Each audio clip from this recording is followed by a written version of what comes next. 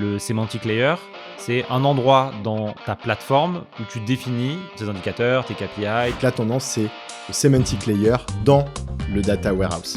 Ça, c'est la théorie. C'est clair. Les forces, je dirais, sur le marché aujourd'hui, il y a le semantic layer de DBT, tu as le LookML qui est le semantic layer, on va dire, de Looker. Et après, tu as celui qui est open source, qui est un peu le petit canard à côté, qui est Cube.js. Cette couche sémantique qui était embarquée dans les outils de BI avant, les outils de BI, ils n'ont pas envie forcément de perdre la main dessus.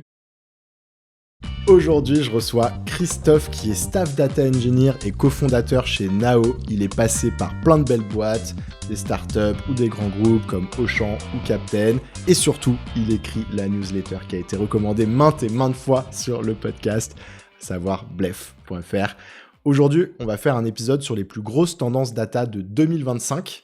Donc, grâce à sa newsletter, Blef suit tout ce qui se passe sur la data, en France, mais aussi aux US, un peu partout. Donc, c'est particulièrement intéressant de faire cet exercice avec lui. Hello Christophe, ça va ? Ça va très bien, et toi ? Super, ravi de te recevoir pour ce rendez-vous mensuel, maintenant, quasiment. Vous connaissez CastorDoc, c'est le data catalogue utilisé par plein de belles boîtes telles que ManoMano, Veolia ou Deliveroo. J'ai reçu Tristan, leur CEO, pour parler de la solution et de comment l'IA vient impacter le marché du data catalogue.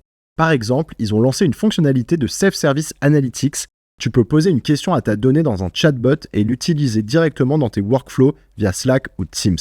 C'est maintenant possible grâce aux IA génératives avec un data catalogue bien documenté. C'est l'épisode 158, je vous le mets en description. Et depuis 2 ans, ils ont testé plein d'outils Self-Service Analytics et ont tout centralisé dans un benchmark. Le lien est aussi en description. Un immense merci à CastorDoc de sponsoriser DataGen. La première tendance dont on voulait parler ensemble, c'était celle du semantic layer. Je vais rajouter une petite précision, parce que souvent quand je parle de semantic layer, les gens me disent « mais ça existe depuis longtemps, semantic layer dans les outils de BI ». Alors justement, la précision, c'est que la tendance, c'est le semantic layer dans le data warehouse. Je te laisse réexpliquer une seconde dans les grandes lignes pourquoi ce sujet est une tendance et peut-être qu'est-ce qu'un semantic layer dans le data warehouse ? Déjà, c'est assez drôle parce que sémantique, ça marche en anglais et en français. Donc quand on dit semantic layer, on le dit en anglais, mais tu pourrais dire couche sémantique aussi en français. Si on revient juste à la sémantique du mot, je fais des petits jeux de mots. En fait, c'est juste que c'est l'idée de créer une couche de définition sur tes indicateurs business. En fait, les trucs qui représentent ton entreprise, quoi. Le semantic layer, si on réfléchit juste de manière absolue, c'est un endroit dans ta plateforme où tu définis ce que tu veux regarder. C'est notamment vraiment tes indicateurs, entre autres. Voilà, notamment tes indicateurs, tes KPI, tes OKR. Enfin, toutes les boîtes ont du vocabulaire différent pour ça. Et là, quand tu dis le semantic layer dans le warehouse, je dirais que ça se décompose en 2 choses. Ça se définit justement dans la couche de définition, qu'aujourd'hui on matérialise beaucoup dans des fichiers YAML. Ça peut être dans DBT ou dans d'autres technologies. Il y a plein d'autres entreprises qui sont sur ce secteur-là. Ça peut aussi être dans le warehouse. Par exemple, Snowflake a lancé quelque chose qui s'appelle Cortex, où tu peux aussi définir tes modèles sémantiques dans Snowflake. Donc ça, c'est vraiment une notion de définition.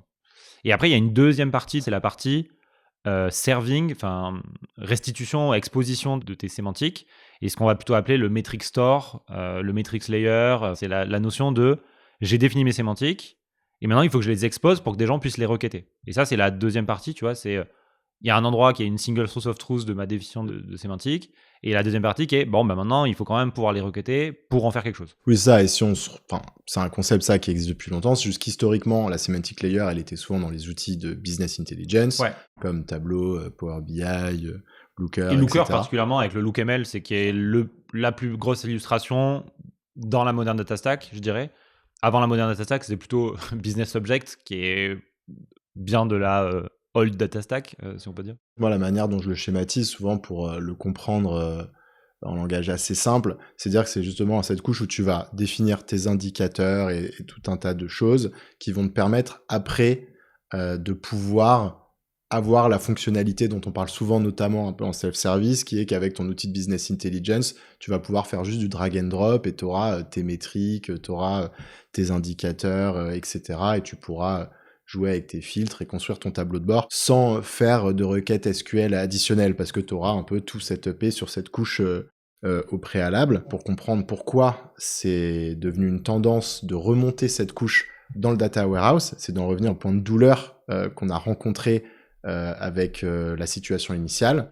Et ça, c'est lié au fait qu'en ayant cette couche uniquement dans l'outil de business intelligence, eh ben, ça pouvait introduire des problèmes de fiabilité de données. C'est-à-dire que d'un côté, tu as les gens qui utilisent l'outil de business intelligence, là c'est bon, tout est propre, tu t'es mis d'accord. Mais si tu as quelqu'un qui va faire une requête SQL directement dans le warehouse, ou si tu as un data scientist qui commence à plugger un modèle direct sur le data warehouse, eh ben, il bénéficie plus de cette couche d'intelligence qui a été faite.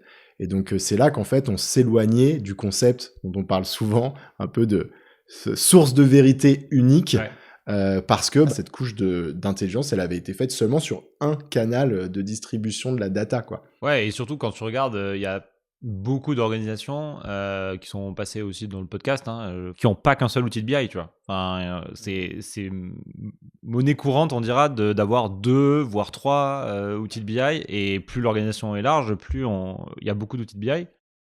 Et donc, quand tu réfléchis juste factuellement, tu as envie de calculer le chiffre d'affaires. C'est potentiellement assez simple le chiffre d'affaires parce que c'est une métrique qui est additive, comme on appelle. Et donc, quand c'est additif, c'est juste globalement des sommes. Mais quand tu veux calculer le conversion rate, qui est une métrique qui est non additive, tu es obligé toujours d'avoir une formule dynamique pour faire les choses.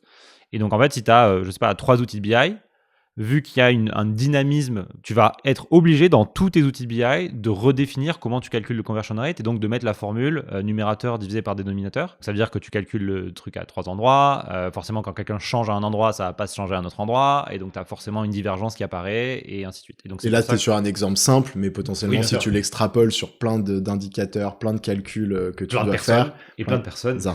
Okay. Et donc, pour reprendre donc sur cette tendance qui a démarré il y a maintenant un moment, qui est de remonter du coup toute cette intelligence dans le data warehouse pour en fait être plus proche de la source et pour ensuite avoir l'intelligence qui va être commune à tous les canaux de distribution. Et je reviens un peu sur la manière dont tu l'as découpé, c'est intéressant, c'est de se dire ok, en fait l'exercice est sensiblement le même dans ce que tu définis finalement, ce que tu faisais dans l'outil de BI, maintenant tu vas le faire dans d'autres outils dans le data warehouse. Donc tu disais Cortex de Snowflake. Parfois c'est dans le data warehouse et parfois c'est une brique qui est au milieu en fait. Et tu vas avoir la partie où tu crées cette intelligence, et après tu as une partie plus intégration, où là, ce semantic layer, on va dire moderne, il va pouvoir être branché par API à tes différents outils de business intelligence. Je pense que c'est un bon exemple de se dire, par exemple, si tu as 2-3 outils de business intelligence, et en fait tu vas retrouver la même expérience après dans ton outil de business intelligence, parce que les intégrations vont être faites pour pouvoir refaire ton expérience n'importe quoi, un peu explore dans Looker, type pour retrouver tes tableaux croisés dynamiques dans ton outil Business Intelligence, mais en ayant fait cet exercice, voilà, plus en amont. Ça, c'est la théorie. C'est clair. Parce qu'aujourd'hui, on n'y est pas. Bah ouais, et surtout que le vrai sujet, quand tu y réfléchis, c'est que cette couche sémantique qui était embarquée dans les outils de BI avant, les outils de BI, elles n'ont pas envie forcément de perdre la main dessus, parce qu'en fait, c'est aussi ce qui fait que tu es accroché ou que tu es bloqué dans un outil de BI dans un sens. Ça fait qu'il n'y a pas un standard qui s'impose comme le semantic layer, quoi. Si on regarde un peu les forces, je dirais, sur le marché aujourd'hui, il y a le semantic layer de DBT, mais qui est payant dans DBT Cloud, potentiellement assez cher. T'as le LookML qui a quand même été le gros standard, qui est le semantic layer, on va dire, de Looker, qui a été racheté par Google, et Google bouge vachement dans séparer le LookML de Looker pour qu'en fait ça en devienne aussi un produit standalone. On sait pas trop, on n'a pas complètement la roadmap, mais ça part quand même dans cette direction-là. Et où du coup tu pourrais résoudre cette problématique où historiquement ça marchait que pour Looker, alors que là demain tu pourrais brancher Tableau sur le LookML par exemple, tu vois. Et après tu as celui qui est open source, qui est un peu le petit canard à côté, qui est Cube.js, qui est indépendant, qui essaye de se connecter à tout le monde, qui pourrait devenir un standard parce que c'est open source. Il est compatible aussi avec DBT, il est compatible avec beaucoup d'outils de BI. La guerre qui se joue entre tout ça est beaucoup plus vaste que juste une définition standard open source, quoi. Aujourd'hui, ce qui bloque le fait qu'on puisse officiellement le mettre en place dans sa boîte, je me dis là, là, une équipe data ou data, tu as envie de le mettre en place, c'est finalement ces intégrations. C'est que tu n'as pas encore un acteur qui est intégré à toutes les manières de consommer la donnée, donc notamment les business intelligence, pour délivrer la promesse dont on vient de parler. Parce que tu vois, je parlais avec DBT récemment, et il me disait si, en fait, la partie semantic layer, elle est prête. Ils commencent à avoir des API qui sont prêtes avec quelques outils, mais ils les ont pas encore tous, quoi. Donc là, on est sur cette feuille de route là, quoi. Après, la question c'est, est-ce que tu as besoin d'avoir tout, ou est-ce que tu as juste besoin d'avoir ceux qui correspondent à ta boîte? Déjà, je pense qu'il y a un peu de ce sujet-là. Et après, même si c'est prêt, je pense que ça sera jamais prêt, parce que entre Tableau qui a sa propre manière de gérer, on va dire, ses sémantiques, et du coup, tout est bien bindé avec tous les charts et ainsi de suite, et un truc qui est externe, il y aura forcément des gaps, des bugs, des trucs qui seront peut-être pas supportés. Une couverture à 100%, alors que tu délocalises une partie de la partie business intelligence à l'extérieur, peut-être que sur des drill down, sur des drill down de drill out de drill down, à un moment, Tu vas perdre des il y fonctionnalités, a un quoi. truc qui marche pas, quoi. Le semantic layer, ce que ça permet, il y a un truc qu'on n'a pas forcément dit, c'est que on a dit définir des indicateurs, mais dans un semantic layer, tu définis pas que des indicateurs, tu définis aussi une notion de entité, dans le sens où c'est quoi les entités pour modéliser ton business. Tu fais des sales, tu vas modéliser les accounts, tu vas modéliser les opportunités, tu as des orders, tu modélises ça. Et ensuite, sur un order, tu vas modéliser le nombre d'orders, le nombre d'orders qui ont failed, le nombre d'orders qui ont completed, enfin ce genre de choses, quoi. Et donc ça, c'est les indicateurs qui sont rattachés à l'entité order. Et après, chaque entité, tu vas définir comment tu les joins entre elles. Et en fait, c'est là où il y a une magie dans le semantic layer, c'est que si tu dis demain, je veux le nombre d'orders et le nombre d'opportunités, même si ces deux trucs-là sont pas dans la même table, le semantic layer sait comment tu joins l'entité order et la table opportunité. Du coup, il est capable, tu vois, de les mettre sur le même plan. Et c'est là où tu as la notion, tu vois, tu disais de drag and drop dans l'outil de BI. C'est parce qu'en fait, tu as défini des entités, tu expliques comment les entités sont reliées entre elles, et du coup, tu peux juste faire du drag and drop, facilement croiser, facilement faire du drill down, et ainsi de suite. Les dimensions qui sont pertinentes entre chaque truc, qui sont communes, tout ça marche de manière magique, quoi. Mais attends, là, du coup, t'es dans l'hypothétique, t'es en train de dire que cette partie-là, elle est importante, et qu'au pire, c'est juste que tu la recréerais dans ton outil de business intelligence pour que ça marche avec tous les drill down, etc. Non, je dis ça existe. Ok, Enfin, ça existe, ouais. c'est le principe du semantic layer. Si tu prends Cube.js ou le semantic layer de DBT, c'est intrinsèquement ce que ça fournit Ouais, mais comme après, fonctionnalité. c'est sur le serving qu'il peut y avoir un Et problème. voilà, et sur le serving, c'est ce que ça fournit aussi. L'API de Cube, elle permet de faire ça, tu vois. Le problème, c'est est-ce que l'intégration Tableau vers l'API de Cube est capable de comprendre, d'implémenter tout dans la requête HTTP qui est appelée à l'API de Cube, ou dans la requête ODBC, parce que Cube est aussi... Parce qu'ils vont faire le travail produit aussi pour... Voilà, il faut que chez Tableau, ils bindent les trucs au bon endroit, ou le connecteur soit bindé au bon endroit, et c'est là où il y a encore un peu des frictions, je pense. Et pour conclure là-dessus, toi, ta reco aujourd'hui, pour une équipe data, c'est lancer un proof of concept, faut attaquer le sujet quand même pour être présent. Je sais pas si tu attends un avantage compétitif à être tôt sur ce sujet. Il vaut mieux attendre d'être sûr que ça fonctionne pour ton contexte à toi, avec tes outils de BI et tout, que les intégrations soient bien prêtes, au moins annoncées par les providers. Et quand c'est le cas, là, tu lances un proof of concept, quoi. Par rapport à quand on avait discuté de ce sujet-là dans des épisodes dans le passé, je disais que c'était pas sec et je pense qu'il fallait attendre un peu. Là, ce que je vois, c'est que quand même, il y a beaucoup de boîtes qui ont pris une dynamique de plus qu'un POC, de mettre du semantic layer en prod, de vraiment se concentrer sur définir les bonnes choses. Et donc, je pense qu'on est prêt conceptuellement pour les équipes à mettre ça en place. Ce qu'il faut savoir, c'est qu'il y aura des frictions, mais je pense que ça débloque plein de choses, tu vois, de faire le semantic layer. Ça aligne tout le monde sur des définitions uniques de choses. Le semantic layer, c'est l'extension de ta modélisation, tu vois. Quand tu fais des data mart ou la couche gold ou peu importe comment tu l'appelles, c'est la super gold ou c'est l'extension de ce truc-là, tu vois, et c'est le raffinement en bout de chaîne. Et ça, toutes les boîtes font ce truc-là, qui s'appelle semantic layer ou pas, toutes les boîtes le font. Oui, même si la partie intégration n'est pas encore prête, ça a énormément de valeur de s'aligner, de créer ce modèle et ce semantic layer finalement dans ton data warehouse. Même si à court terme, peut-être que tu vas devoir le répliquer dans l'outil de BI ou trouver des workarounds par rapport à ce dont on est en train de malheureusement, on mettra toujours des choses dans l'outil de BI qu'on veut pas avoir dans l'outil de BI. Je crois que j'ai accepté ce destin. Pour info, DataGen, c'est aussi un collectif de top profils data indépendants. Grâce au podcast, on a réuni des pointures issues des plus belles boîtes. Si vous avez besoin d'accélérer et que vous souhaitez être accompagné par les meilleurs, vous pouvez réserver un appel de découverte avec moi via le lien en description. La deuxième tendance dont on voulait parler, c'était Iceberg et plus largement le lien entre Iceberg et les data lakes. Donc on en a déjà parlé, je précise, dans l'épisode 145 qu'on avait fait ensemble. Là, on avait vraiment fait un focus sur Iceberg, dans le cadre aussi des annonces qui avaient été faites par Databricks et Snowflake. Pour ceux qui veulent vraiment un récap d'Iceberg un peu plus global, n'hésitez pas à aller écouter cet épisode. Là, aujourd'hui, on va peut-être passer un peu plus vite sur ce qu'est Iceberg. Christophe, tu peux nous rappeler quand même dans les grandes lignes ce que c'est qu'Iceberg et pourquoi c'est une tendance aujourd'hui? Iceberg, c'est ce qu'on appelle un format de table. Nous, ce qu'on connaît d'habitude, c'est plutôt des formats de fichiers. Donc, format de fichier, c'est CSV, Parquet. Iceberg, c'est un format de table dans le sens où Iceberg, c'est une manière d'organiser et de représenter tes fichiers Parquet pour qu'ils soient gérés comme une table. Donc, une table de data warehouse, par exemple, ou une table de database. Donc, c'est juste un protocole, une organisation qui te permet de organiser tes fichiers Parquet pour qu'ils soient gérés comme une table. Et globalement, ce que ça te permet de faire, c'est ça rajoute des mécanismes au-dessus du fichier pour pouvoir faire de l'update sur les fichiers, faire du snapshotting, du time travel, c'est-à-dire revenir dans une version du fichier du passé, organiser les fichiers d'une certaine manière pour qu'ils soient plus optimisés à requêter, ce genre de choses. La dernière fois qu'on s'est parlé, tu disais, ouais, tout le monde commence à y aller. On voit d'ailleurs tous les providers qui en parlent. Toi, je parlais de DBT, parce que je suis en train de préparer un épisode avec DBT, le petit teaser. Et en fait, il me disait aussi que c'était une des tendances qui suivait le plus en ce moment. Pourquoi tout le monde se dirige vers cette technologie ? Et ensuite, on pourra peut-être remonter à un niveau plus impact, tu vois, pour une équipe data et pour des leaders data. Enfin, comment ça va se matérialiser en valeur pour l'entreprise, quoi. Je résume tout le temps quand je parle de data platform. Une data platform, c'est deux choses. C'est du stockage et du compute. Enfin, c'est du stockage et du calcul, si je résume. C'est storage and compute. Quand tu es dans un data warehouse, le stockage, tu ne le gères pas. C'est Snowflake qui le gère pour toi, c'est BigQuery qui le gère pour toi. Toi, ce que tu fais juste, c'est tu mets de la donnée à un endpoint et tes fichiers partent quelque part et ils sont gérés pour toi. Et le compute, tu le vois, parce qu'en fait, c'est quand tu fais une requête, il y a du compute, mais même BigQuery ou Snowflake gère le compute pour toi. Quand tu es dans un data lake, c'est un peu différent. Tu gères toi-même ton stockage, dans le sens où tu utilises S3 ou tu utilises des buckets dans lesquels tu vas gérer ton stockage. Et tu gères potentiellement aussi ton compute, dans le sens où tu vas choisir le moteur de calcul que tu vas utiliser.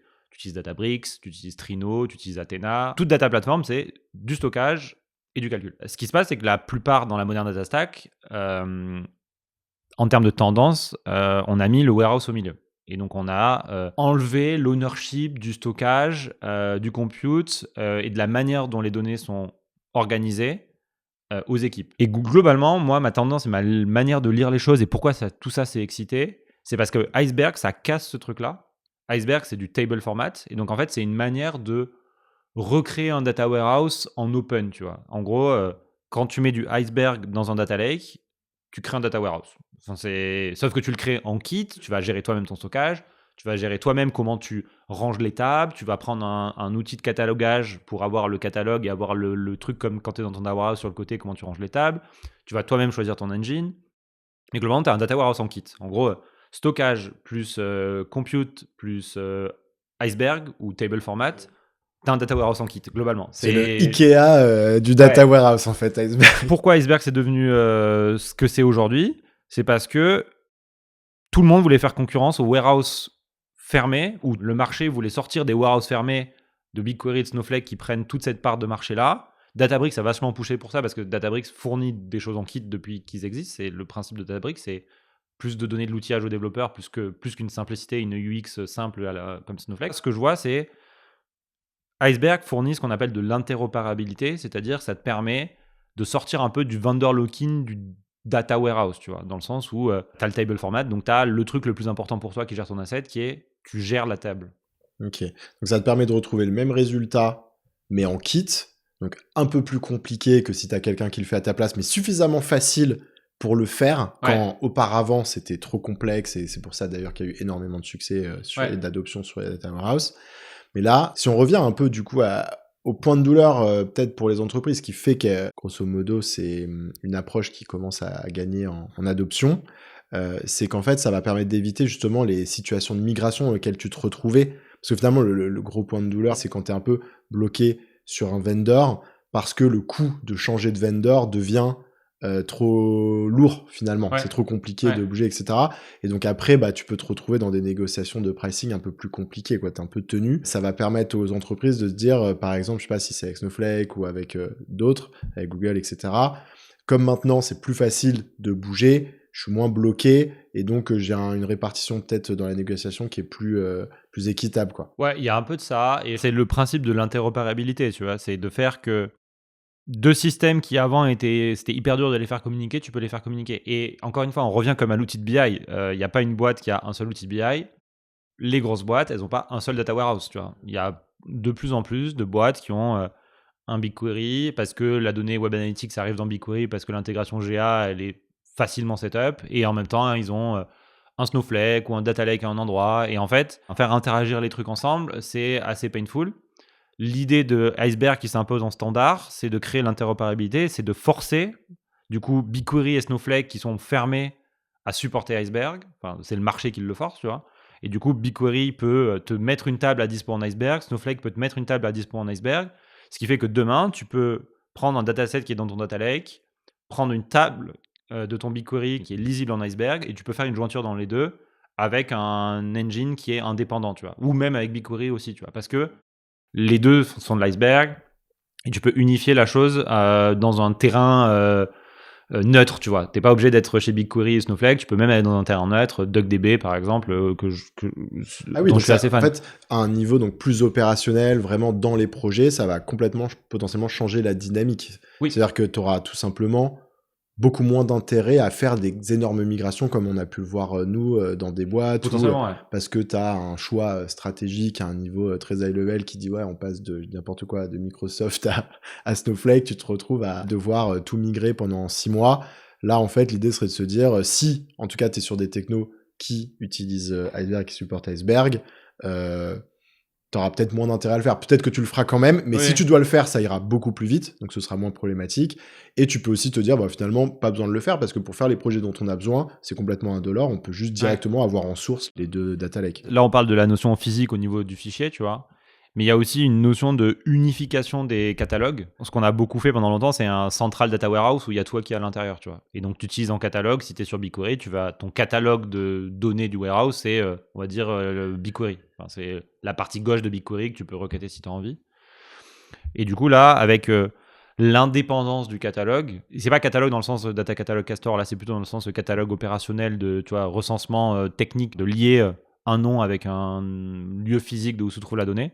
Tu pourrais avoir un méta-catalogue qui est au-dessus de ça, qui se branche à ton BigQuery, se branche à ton Snowflake, se branche à ton Data Lake. Et toi, en fait, ce que tu fais, au lieu d'aller taper direct dans BigQuery, tu tapes dans ce méta-catalogue et tu dis juste requête-moi ça, même s'ils ne sont pas dans des espaces physiques qui sont les mêmes. Avec Iceberg, du coup, tu peux joindre facilement et ça marche, quoi. Et ça devient indolore pour toi. Ça devient indolore parce que le catalogue fait la glue un peu pour toi de où est-ce que ça se trouve. Enfin, il y aura des impacts, des enjeux Il y à a le savoir, toujours, ouais. mais d'un point de vue projet, delivery, en tout cas, ce sera indolore. Et c'est pour ça que je reviens à ce truc de ce qui est important, c'est data platform, c'est du stockage et du compute. Et en fait, à un moment, on l'avait séparé avec Hadoop, on l'a re-agrégé avec le data warehouse et on le resépare maintenant dans la philosophie, tu vois.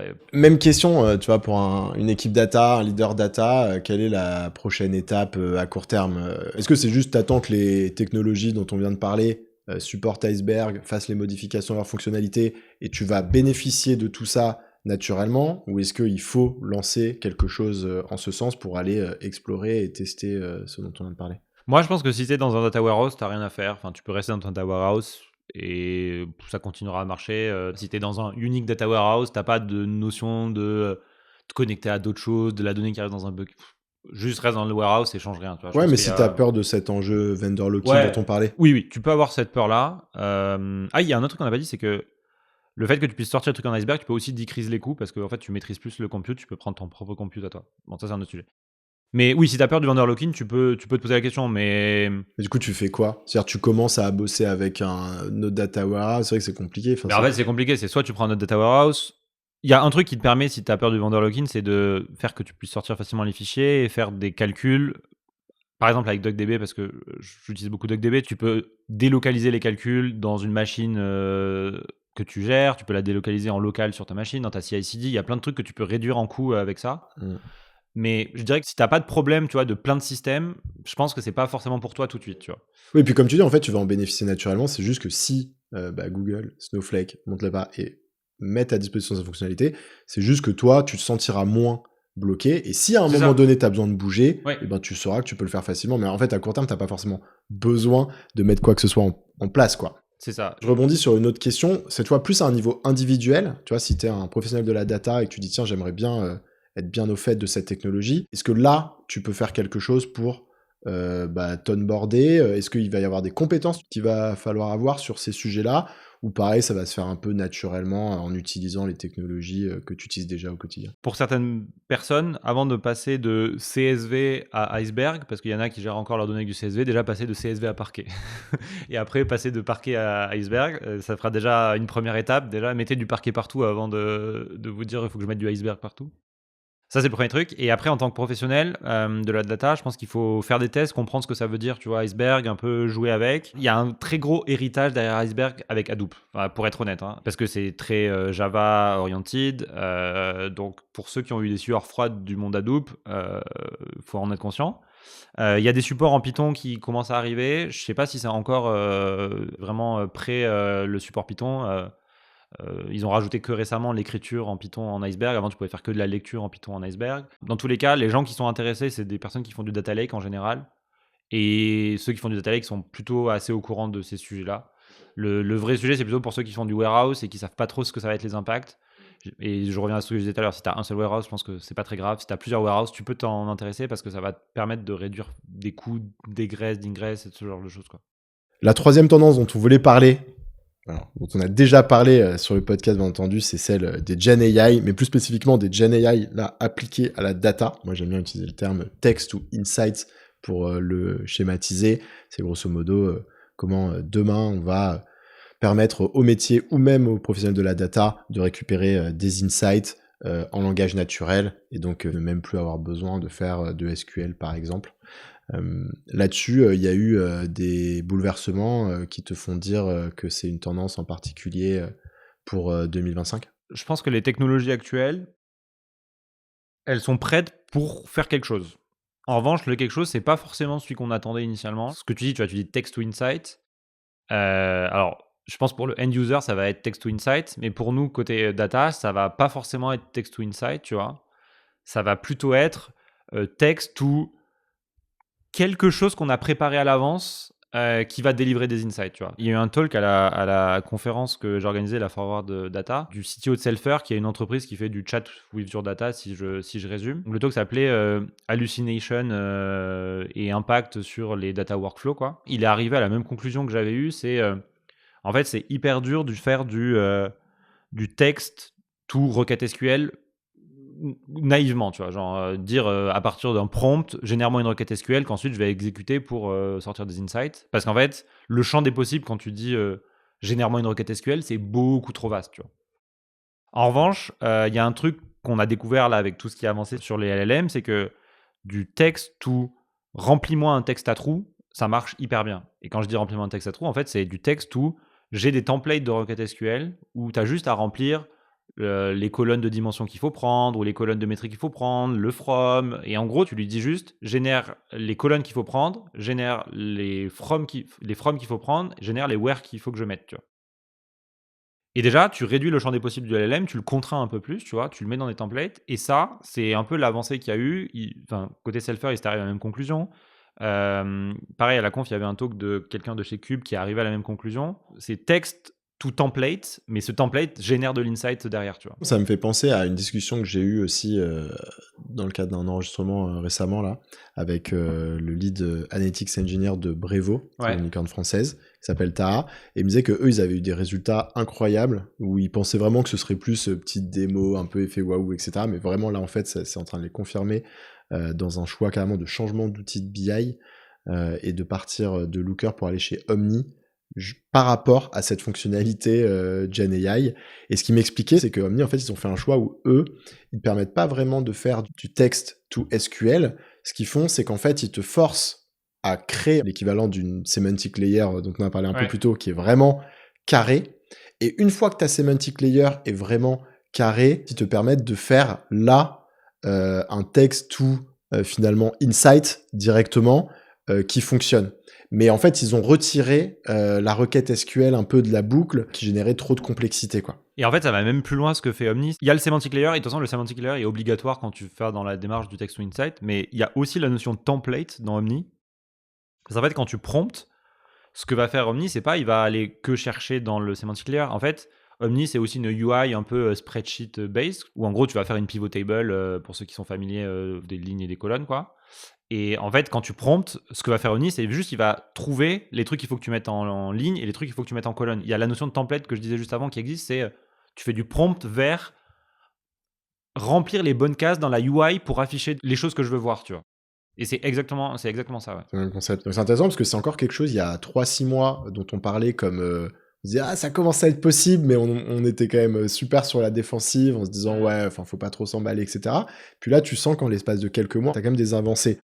Et à côté de ça, j'ai encore des sons de cloche, tu vois, j'en parlais avec DBT, où il me disait, en revanche, à l'échelle de toute une entreprise, pour que ça fonctionne, etc., enfin, faut pas croire que ça va arriver l'année prochaine. Et là-dessus, donc, toujours un peu la même question, hein. Qu'est-ce que tu fais aujourd'hui si t'es une équipe data? C'est clairement un sujet chaud qui est regardé, je pense, par les équipes data, mais même par les équipes plus globalement, parce que ça va impacter les équipes métiers. Aujourd'hui, quand on a fait le tour, il y a pas tellement d'outils qui permettent de faire ça. Il y a quelques boîtes qui se lancent et ainsi de suite. Donc, il y a à l'intérieur des outils de BI, mais à l'extérieur des outils de BI, il n'y a pas tellement de choses. Et la vérité, c'est que c'est hyper dur d'avoir des solutions qui sont horizontales. Et donc, en fait, mon opinion là-dessus, c'est qu'il va y avoir plein de chat with your data par vertical. Donc, si tu es en SaaS B2B, il y aura une technologie de SaaS B2B, enfin pour les boîtes qui sont SaaS B2B, qui fera du chat with your data. Parce que le modèle du SaaS B2B est différent de la marketplace, de l'usine et ainsi de suite. Et ça va arriver, je pense, dans la prochaine année, ces trucs-là. Ah, parce que tu penses qu'il n'y a pas une techno qui va réussir à le craquer sur tous les modèles d'entreprise. Donc, ce ne sera pas des outils qui seront aussi généralistes que les outils de business intelligence actuels et que ça va se verticaliser. La raison pour laquelle je pense ça, c'est parce que j'ai parlé avec une startup qui faisait du chat with your data, qui était hyper généraliste. Et en fait, quand ils ont creusé le truc, ils se sont rendus compte que c'était trop dur de faire de l'hyper généralisme. Et du coup, ils sont spécialisés sur un truc qui était autour de la compta. Et ça marche hyper bien. Mais pour le business, tu vois, d'entreprises qui font de la compta, tu vois. Après, c'est encore le début. C'est aussi normal.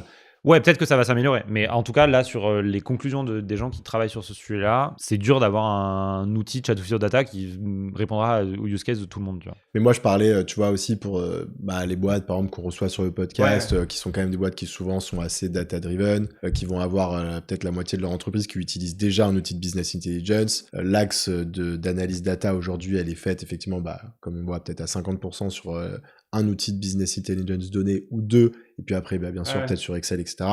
Là, la première step évidente, c'est déjà de tester avec son outil business intelligence s'il y a quelque chose. Parce que tu me disais quand même les acteurs majeurs, type Looker, Tableau. Aussi, les gens sont contents de ce que j'ai entendu. Tableau, j'ai pas eu de retour dessus, mais je crois qu'ils ont sorti un truc aussi, quoi. On arrive sur la fin de cet échange. On vient de clôturer, pour info, la Forward DataConf qui est organisée par Christophe, par le Modern Data Network et par Imaya. J'étais à la conf, c'était vraiment très très cool. J'ai passé un super moment. Je me disais si tu voulais nous faire peut-être un petit mot pour conclure, nous teaser sur la suite, Christophe. Donc c'était une conf qu'on a organisée ce lundi 25 novembre à Paris. Il y avait 350 personnes qui sont venues. C'était toute la journée. On a eu plein de talks. On a eu des personnes qui sont venues des États-Unis comme Joe Rice. On a eu le créateur de DuckDB qui est venu, qui a fait un talk sur...